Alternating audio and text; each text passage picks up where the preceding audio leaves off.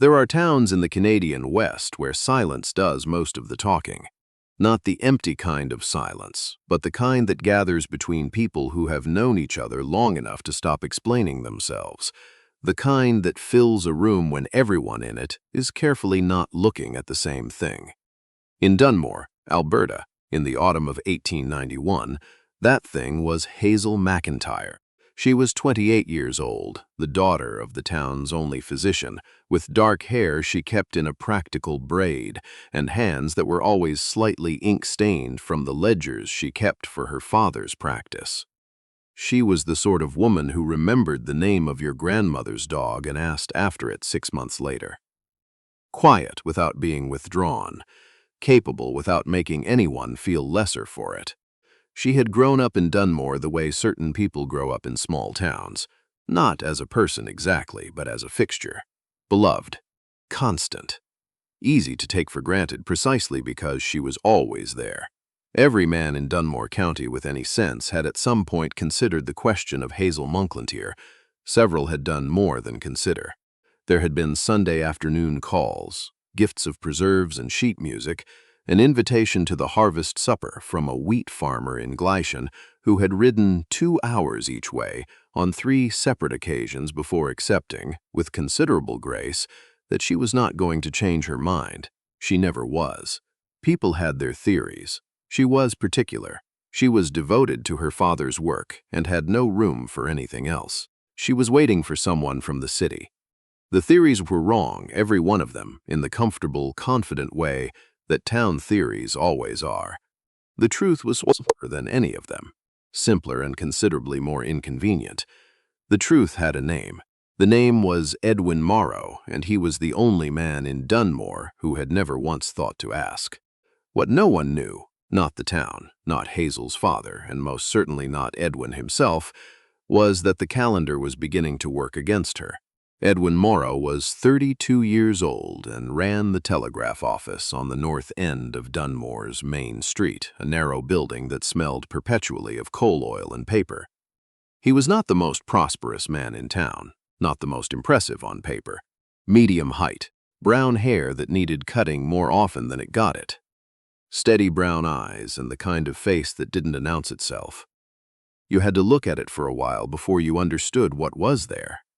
What was there, if you looked, was considerable. He was the sort of man who noticed things. When old Mrs. Price lost her son to the fever 2 winters back, Edwin had quietly made sure that someone shoveled her walk for the rest of the season without ever once mentioning it was him.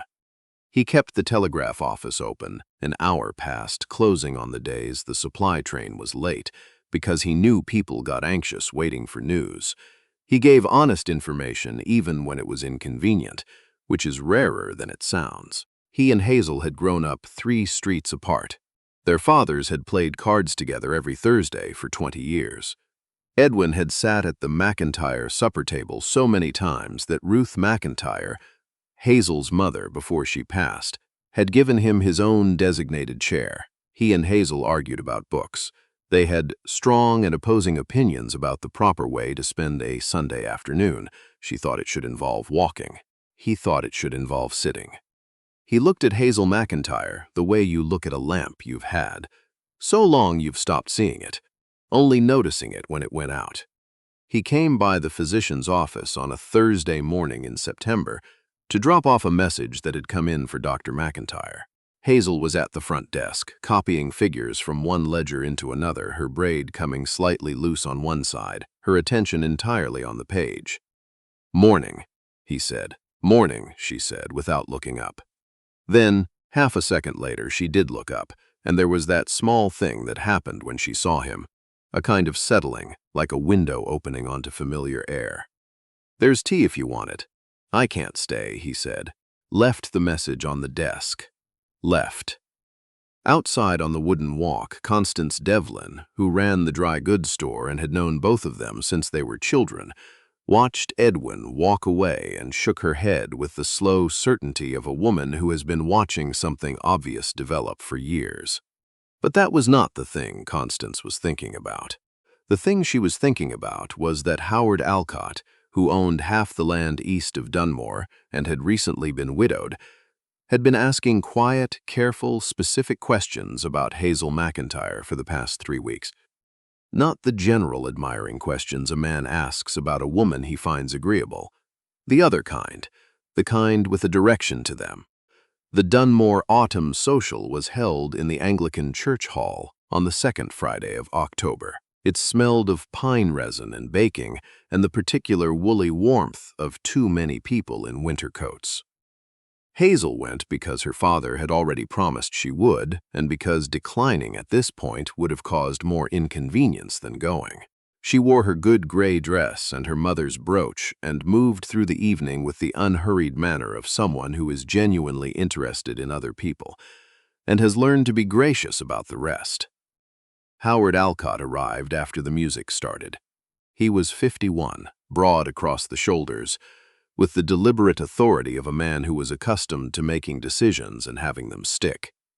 He was not unkind. He had raised 3 children without much help after his wife died, which said something.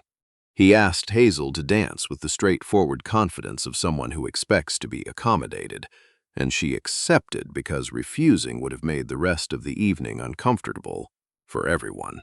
He was a careful dancer. He was also, she noticed, watching her with the same methodical attention he probably gave to any significant decision. Not unpleasant, just thorough. The look of a man who, once he had satisfied himself on a question, did not revisit it. Across the room, Edwin arrived late, still in his work jacket, and got himself a cup of cider from the side table and leaned against the wall in the easy way of a man content to observe. He saw Hazel dancing with Alcott, noted vaguely that she looked patient. She caught his eye over Alcott's shoulder, and for just a moment her expression changed. The careful social warmth went out of it entirely, and something more direct and private came through, the look she only had when it was just the two of them. And then it was gone, and she was back to the evening's required version of herself. Edwin lifted his cup in a small acknowledgement. Then Walter Fenn appeared at his elbow, wanting to talk about a land dispute, and Edwin turned his attention obligingly elsewhere. Hazel watched him go. Then she looked back at Howard Alcott, who was watching her with that same thorough, evaluating attention, and for the first time she felt the cold edge of something she had not allowed herself to feel before. Not quite fear. Something quieter and worse. The first real understanding that patience has a cost, and that she had perhaps been paying it without properly calculating the total. 3 days after the social, Hazel was setting out her father's instruments for the morning when he came in from the back garden with his coat still on and said, without preamble, that Howard Alcott had stopped by the previous evening. Hazel kept arranging the instruments. "He came by the house," she said. "After supper, we had a conversation." Her father, Thomas McIntyre, was a precise man who chose his words carefully. He sat down. "He asked after you, your health, whether you had any particular situation he ought to be aware of before." He paused. He was quite direct about his intentions. Hazel's hand slowed on the tray. "He is a serious man," her father said. "Established. The children are grown. He's looking for a companion, not a housekeeper, which is," he was clear about the distinction. A pause. "I told him I didn't speak for you, which is true." He looked at her steadily. "But I thought you should know." Hazel picked up the tray and set it on the shelf. Stood with her back to him for a moment. "Papa," she said, "do you know why I've said no to everyone who's come? I have a sense of it. Then you know it isn't about the quality of the men." Silence. "He doesn't see it," she said, quietly. "I have waited. I've been waiting for a long time, and he looks at me the way he looks at everything familiar. Like I'll simply always be there, like there's no question of it." She straightened a jar on the shelf that didn't need straightening, and maybe I've let him think that. Maybe that's partly on me. Her father was quiet for a long moment. "Howard Alcott is a decent man," he said finally. "I know he is, and Edwin Morrow is a good man who may not." "I know," she said. "I know that too." She turned around. Her father's face had the careful neutrality he used when he was trying not to influence her. She had always loved him for that, even when she wished he would just tell her what to do. How long do I wait?" He looked at her for a long moment. "That," he said, "is not a question I can answer for you." She nodded. She had known he would say something like that. But the question stayed with her. Sat in the corner of every room she walked into for the next 2 weeks, patient and immovable, the way difficult truths tend to be. It was Constance Devlin who found Edwin. She came into the telegraph office on a Monday morning under the pretext of sending a message to her sister in Medicine Hat, and while he was writing it down, she said, without any particular transition, that Howard Alcott was going to make a formal offer for Hazel McIntyre before the month was out. Edwin's pencil stopped. "Where did you hear that?" he said. It wasn't quite a question. From Eleanor Fitch, who heard it from Alcott's foreman, who has absolutely no reason to invent something like that. Constance folded her hands on the counter. "I am telling you this, Edwin, because I have known you since you were 7 years old and got stuck in the Hendersons' apple tree and refused to admit you needed help getting down." She looked at him. "You are doing the same thing right now and you don't even know it." Edwin said nothing. "She has turned down 8 men in 5 years, Constance said. 8, including that Glycan farmer who came back 3 times, which ought to have told you something." She picked up her gloves from the counter. "I have said what I came to say. The message to my sister will be 4 lines. She left. Edwin sent the message and then sat very still in the telegraph office for a long time after, with the sound of the wire ticking in the background, and the particular feeling of a man who has just understood something he should have understood a long time ago. Howard Alcott. Before the month was out, he had always known, in some unexamined way, that Hazel McIntyre was extraordinary. You would have to be fairly determined not to know it. But he had filed that knowledge in the same drawer as things that were true and not relevant to him. The way you might acknowledge that a mountain is beautiful without it once occurring to you to climb it. He was the telegraph man. She was the doctor's daughter. She had always just been Hazel, which his brain had somehow managed to make sound like a reason not to try, when it was the opposite of that. It was the whole point. He set down the pencil he'd been holding. Alcott. A month. He picked up his coat. It was a Wednesday afternoon in October, cold and clear the way Alberta gets when the season has made up its mind. Hazel was walking back from the post office when she passed the telegraph office. Edwin was outside fixing a loose board on the step, collar turned up against the cold, breath visible in the air. She stopped. She always stopped. They talked about nothing for a minute. The weather, the expected delivery of some medical equipment her father had ordered, whether the first hard frost would come before or after the weekend. Easy conversation, the kind they'd had 10,000 times. Then Edwin set down his hammer and looked at her. Really looked, the way he occasionally did when he forgot to keep it casual. Something in his face that she hadn't seen before or hadn't let herself name before. More than recognition, more urgent than that. Like a man who has just heard a clock he didn't know was running, he said, "Hazel, can I say something to you?" She went still. "I heard about Alcott," he said, "and I know I have no standing to say anything about that. I know that. I haven't given myself any standing." He looked at his hands, then back at her. "But I need to tell you something before you make any kind of decision. Something I should have told you was a long time ago." The street was cold and quiet. Somewhere down the block, a horse shifted and stamped. She waited. "I think I've been in love with you for years," he said, "and I didn't know it, which I understand makes me sound like an idiot, and maybe I am. But I know it now, and I couldn't let Alcott come to your door without you knowing that there was somebody else, somebody who should have spoken a long time before now." He stopped, then quietly, "I see you, Hazel. I think I always have. I was just too slow to understand what I was seeing." Hazel McIntyre looked at him for a long moment. The wind moved through the empty street, a door closed somewhere. The mountains to the west were dusted with early snow, pale against the blue sky, exactly where they had always been. Then she took one step toward him and said, low and steady, "Edwin, I have been waiting for you to say that for 3 years, not for someone like you. For you, specifically. You, with the coal oil smell and the terrible haircuts and the way you remember every single thing anyone tells you. She held his gaze. Don't make me wait anymore. He looked at her. Then Edwin Morrow, who had spent years not understanding what was standing right in front of him, finally did the only sensible thing. He stepped forward. Before the rest of this story gets told, a quick question. What part of Canada are you listening from? Drop it in the comments. It means something to know where these stories reach.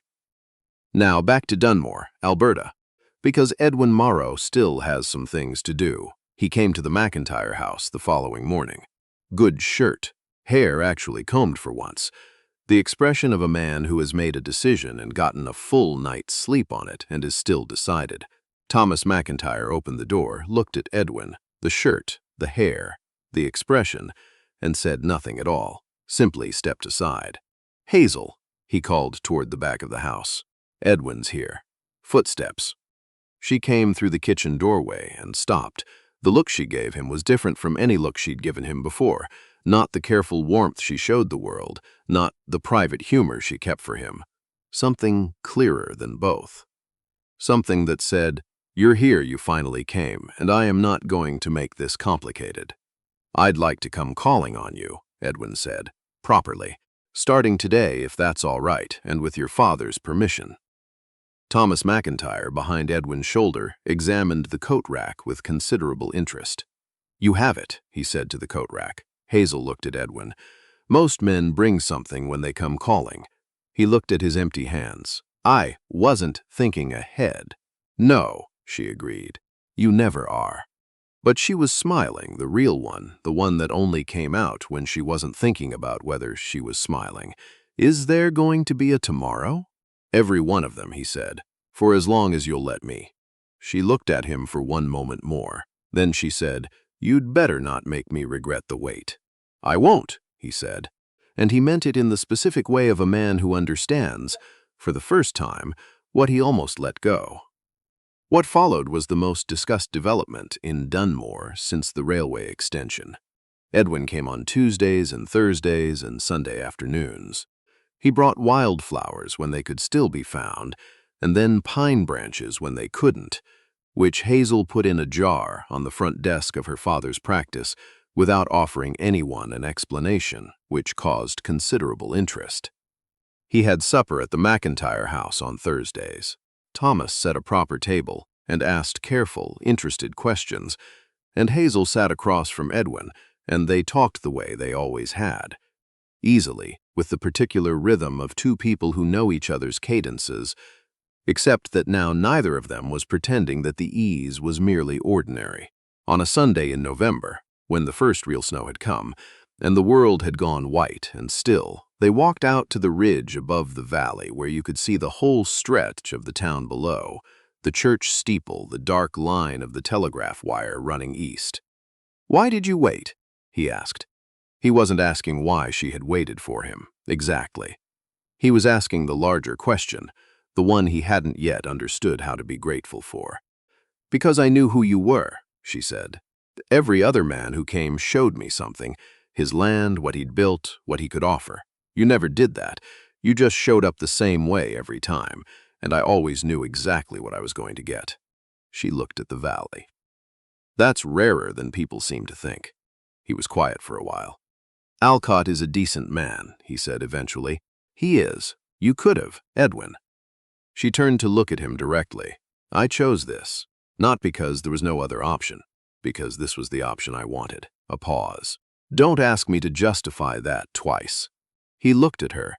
This woman who had carried something quietly for years and offered it to him without conditions, without resentment, with the plain straightforwardness that was so entirely her, and felt the particular weight of a man who understands fully what almost didn't happen. The snow was coming down in the valley. The telegraph wire was barely visible through it, and something that had been patient for a very long time stood beside him on that ridge and let out a long, quiet breath. He asked her in December outside the church after the carol service, when the street was lit with lanterns and the cold air smelled of wood smoke and snow.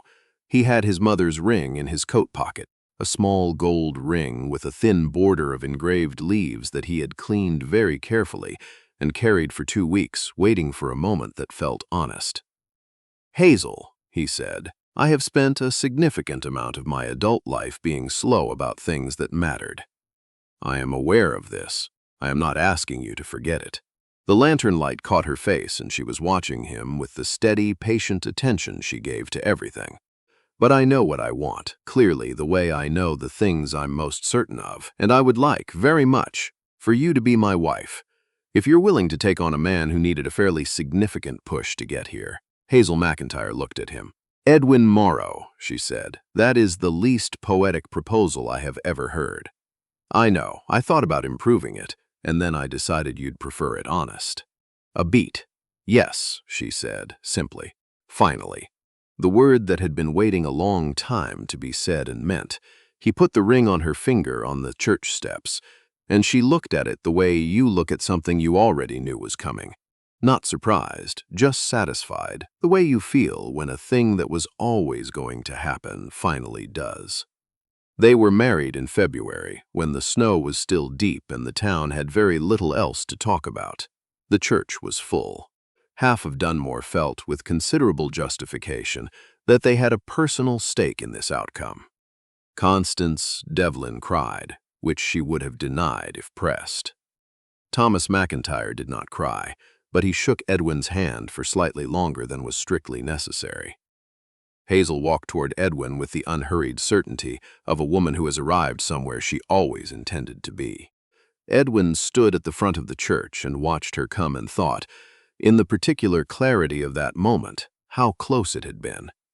How he had stood next to something extraordinary for years and simply not registered what it was.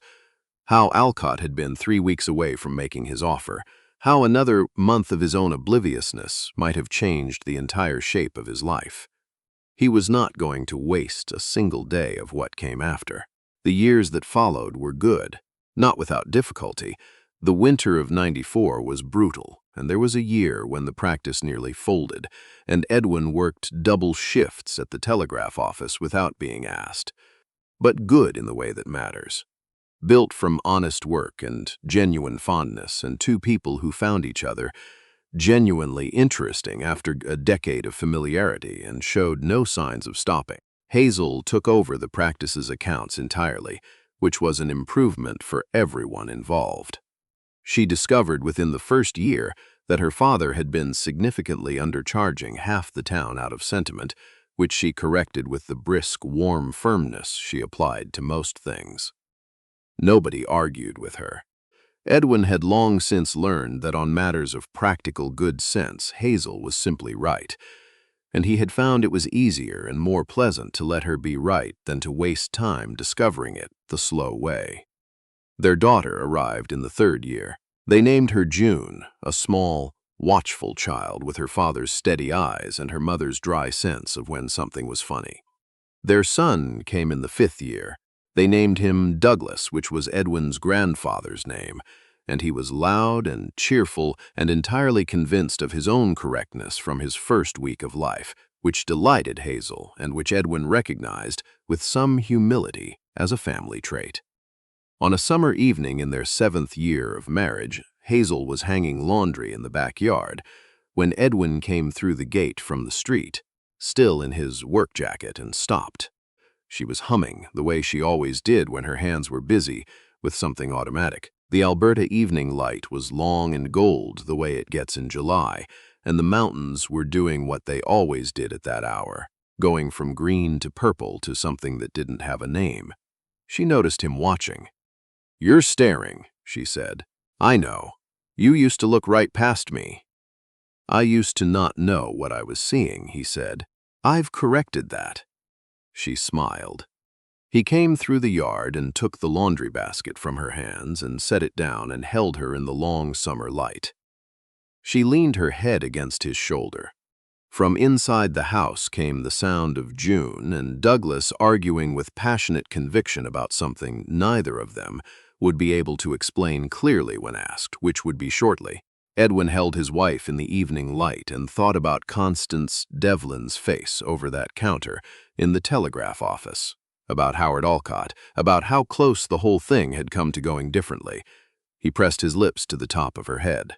"I see you," he said, quietly, "the way you say a thing that you mean completely and have been meaning for years." She didn't ask what he meant. She already knew. She had always known. She'd just been waiting for him to catch up. Years later, when June was old enough to ask, she asked on a winter afternoon while she and her mother were making the spiced apple preserves that had become a fixture of the McIntyre Morrow household in early November. She asked it the way young people ask the questions that actually matter, sideways, in the middle of something else, with the particular casualness of someone trying not to seem like they care about the answer. "How did you know it was Papa?" Before he knew. Hazel kept her hands moving over the jars. "He never tried to show me anything," she said. "Every other man who came along was presenting something, his prospects, his property, his opinion of himself. Your father just came, the same every time. I always knew exactly who I was dealing with." A pause. "That turns out to be very hard to find." June considered this. "But you almost didn't wait because of Mr. Alcott." Hazel looked at her daughter, Edwin's eyes in her face, watching everything. "Yes," she said honestly. "Almost." She handed June a lid to seal. "That's the part worth remembering, not the ending, the almost." She looked at her steadily. "Know what you want. Don't apologize for wanting it. And if the person you're waiting for is slow, and some of the good ones are slow, give it time. But not infinite time. At some point, you say the true thing. You give him the chance to be what you think he is." "What if he isn't?" June asked. Hazel was quiet a moment, the kind of quiet that means something. "Then you know," she said, "and you go forward with that knowledge, which is better than waiting in the dark." She covered her daughter's hands with hers. "But June, in my experience, when you say the true thing to the right person, at the right moment." She smiled. The real one, the one Edwin had finally learned to recognize. They show up. Hazel McIntyre did not wait the way people sometimes imagine, quietly in a corner, doing nothing, hoping. She kept her father's books and ran his practice and argued about books and had opinions about how Sunday afternoons should be spent. She was entirely herself every single day, without performing it for anyone's benefit. But she was also paying attention, and when she understood on a cold October night in the church hall that the clock was not going to wait for Edwin to come around on his own, she made a choice. She said the true thing on a cold street outside a telegraph office, and she said it plainly, and she walked away without asking him to confirm it immediately, which took a kind of nerve that doesn't announce itself.